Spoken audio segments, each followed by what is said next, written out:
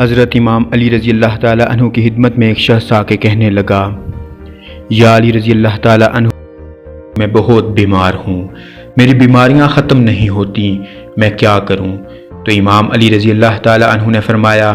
اے شخص، میں نے اللہ کے رسول صلی اللہ علیہ وآلہ وسلم سے سنا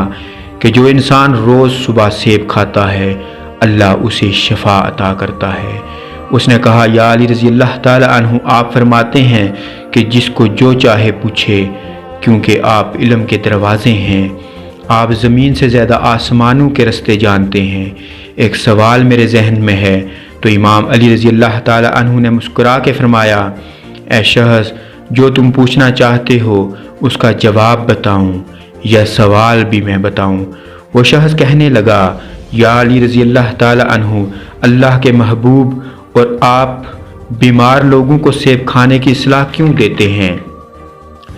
بس یہ کہنا تھا۔ تو امام علی رضی اللہ تعالیٰ عنہ نے فرمایا، اے شخص، یاد رکھنا، جب اللہ کے نبی آدم علیہ السلام کی توبہ قبول ہوئی تو وہ اپنی بیوی حوا علیہ السلام سے جا ملے، تو کچھ ہی دن کے بعد اللہ کے فضل و کرم سے بی بی حوا علیہ السلام کے وجود میں حمل ٹھہرا۔ لیکن جیسے جیسے بی بی حوا کے ماں بننے کے دن قریب آنے لگے، بی بی حوا علیہ السلام بیمار رہنے لگی، اور اس بیماری کو دیکھ کر اللہ کے نبی آدم علیہ السلام پریشان ہونے لگے، اور اللہ کی دربار میں ہاتھ بلند کر کے فرمایا، اے اللہ، اس زمین پر میرے اور میری بیوی کے علاوہ کوئی انسان نہیں، اے اللہ، میری بیوی کو شفا عطا فرما۔ بس آدم علیہ السلام کی دعا اللہ کی دربار میں پہنچنی ہی تھی، اللہ نے فرشتوں سے کہا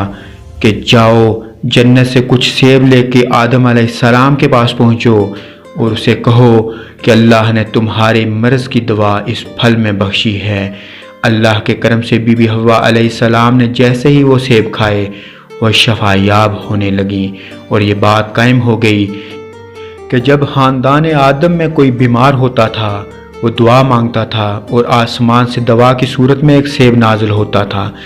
جیسے ہی وہ سیب کھاتا تھا تو شفا مل جاتی تھی۔ لیکن افسوس تو یہ ہے کہ جیسے ہی آدم علیہ السلام کا کنبہ بڑھنے لگا